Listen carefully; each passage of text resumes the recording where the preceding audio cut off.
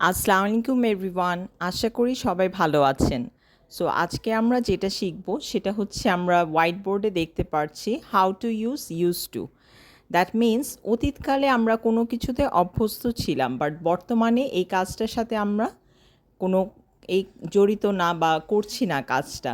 So in that case আমরা use টুর ব্যবহার করব। ফর এক্সাম্পল 1 নম্বরে আমরা দেখতে পাচ্ছি আমি ফুটবল খেলতাম, I use to play football. 2 নম্বর, আমি তাড়াতাড়ি ঘুমাতাম, I use to sleep early.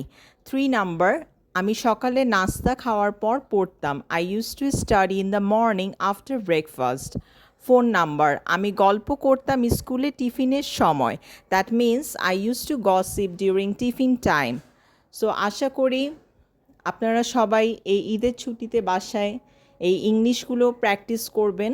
আমার ইউটিউব চ্যানেলটা সাবস্ক্রাইব করবেন, আর আপনারা বাসায় বারবার করে প্র্যাকটিস করবেন যেন এই জিনিসটা আপনাদের আর ভুল না হয়।